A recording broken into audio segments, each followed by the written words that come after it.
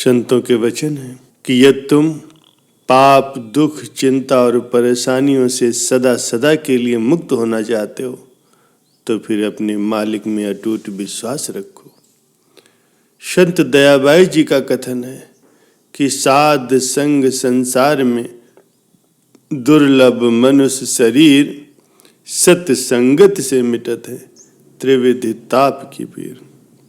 प्यारे सज्जनों, सभी ग्रंथों में मनुष्य शरीर की महिमा करते हुए उसे दुर्लभ कहा गया, लेकिन उससे भी दुर्लभ है संत महापुरुषों के सत्संग का प्राप्त हो जाना। जिसे सत्संग प्राप्त हो जाए वो अत्यंत भाग्यशाली, क्योंकि सत्संग के प्रताप से ही उसके तीनों प्रकार के ताप आधि दैविक, आधि भौतिक और आध्यात्मिक नष्ट हो जाते। संसार की प्रत्येक वस्तु, धन संपदा, वैभव, परिवार आदि सब कुछ तुमसे अंत में बिछुड़ जाएगा। इसमें से कुछ भी परलोक में तुम्हारे साथ नहीं जाएगा।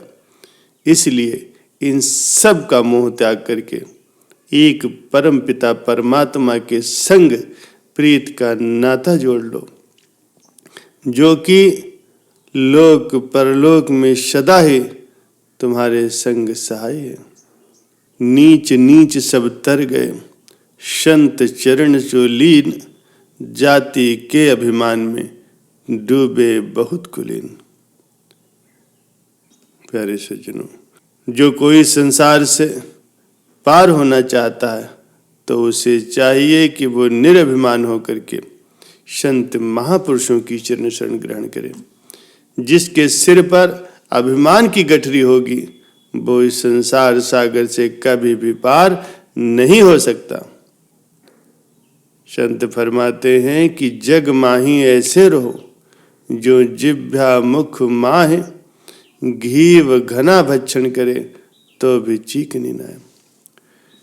जैसे जिह्वा मुंह में रहती है और जब मनुष्य भोजन करता है तो घी से बने पदार्थों का वो खूब स्वाद लेता है, लेकिन वो जिह्वा फिर भी चिकनी नहीं होती, अर्थात घी के चिकनेपन के असर को ग्रहण नहीं करती। उसी प्रकार ही तुम भी संसार में रहो। संसार में रहते हुए आवश्यक कर्तव्य कर्मों को करो। आवश्यकता के अनुसार सांसारिक पदार्थों को उपयोग में लाओ, लेकिन उनका प्रभाव तुम्हारे ऊपर प्रभावकारी न हो। फिर तुम्हें कोई दुख, चिंता, कष्ट, क्लेश कभी नहीं सताएगा। प्यारे सज्जनों, जिस प्रकार से परमात्मा ने मनुष्य शरीर जैसा दुर्लभ और अनमोल शरीर प्रदान किया है और जो सदा इसकी प्रतिपल रक्षा करता है, उसकी भजन भक्ति करना मनुष्य का कर्तव्य है। जो उस परमात्मा के दिए हुए उपहारों का उपयोग करते हुए भी उसका भजन स्मरण नहीं करता, उसका जीवन निरर्थक है। प्यारे सज्जनों, ईश्वर को सच्चे मन से पुकारने पर ईश्वर जरूर सुनते हैं। मीरा जी जब भगवान कृष्ण के लिए गाती थी तो भगवान बड़े ही ध्यान से सुनते थे। सूरदास भी जब पद गाते थे तब भी भगवान सुनते थे। और कहाँ तक कहूँ, परम संत श्री कबीर साहब जी ने तो यहाँ तक कह दिया है कि चींटी के पग नुपुर बाजे वो भी साहब सुनता है। एक चींटी कितनी छोटी होती है, अगर उसके पैरों में घुंघरू बांध दे तो भी उसकी आवाज को भगवान सुन लेते हैं। यदि आपको लगता है कि आपकी पुकार भगवान नहीं सुन रहे तो ये आपका वहम है, या फिर आपने भगवान के स्वभाव को नहीं जाना।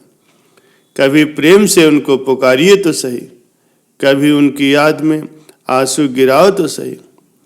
मैं तो यहाँ तक कह सकता हूँ कि केवल भगवान ही हैं जो आपकी बात को सुनते हैं। प्यारे सज्जनों, एक संत की कथा आती है कि एक भगवान के भक्त थे।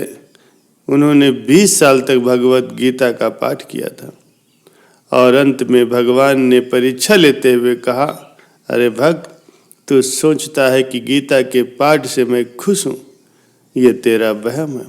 मैं तेरे पाठ से बिल्कुल भी प्रसन्न नहीं हूँ।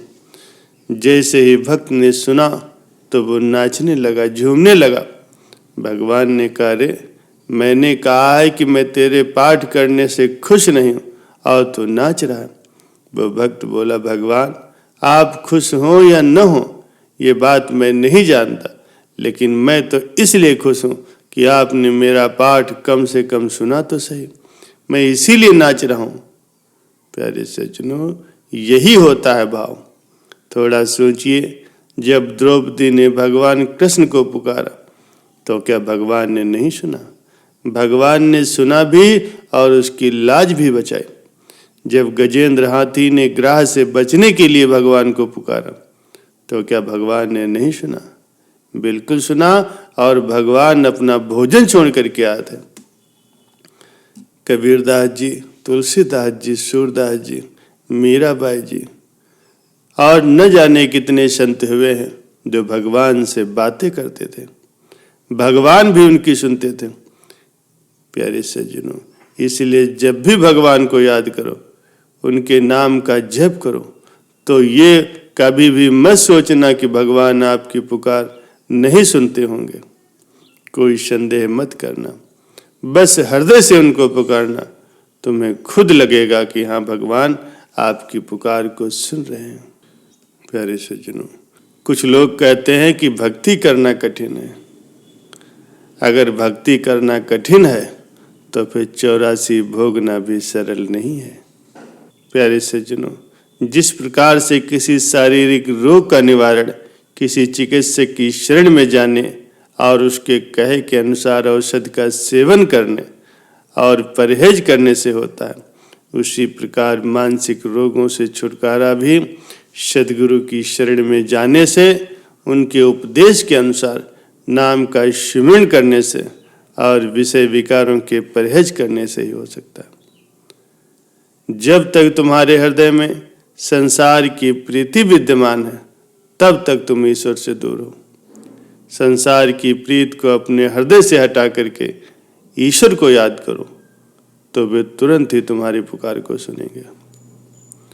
जिस प्रकार से हंस दूध को तो ग्रहण कर लेता है और पानी को छोड़ देता है, अर्थात असार को छोड़ करके सार को ग्रहण करता है, उसी प्रकार से भक्त और गुरुमुख जन सार वस्तु अर्थात भक्ति को ग्रहण कर लेते हैं और संसार के भोग जो कि असार है उन्हें त्याग देते हैं। प्यारे सज्जनों, चलते फिरते, उठते बैठते, खाते पीते, सोते जागते, इन सभी अवस्थाओं में श्वास की प्रक्रिया जिस प्रकार से स्वाभाविक ही जारी रहती, उसी प्रकार से जब स्वाभाविक ही सिमरन होने लगे तो समझ लो कि तुम्हारा वास्तविक सिमरन हो रहा है। बाह्य संसार में सच्चे सुख को खोज करना वैसे ही है जैसे पानी से मक्खन निकालने का प्रयत्न करना। सारी आयु लगे रहने पर भी सफलता नहीं मिलेगी।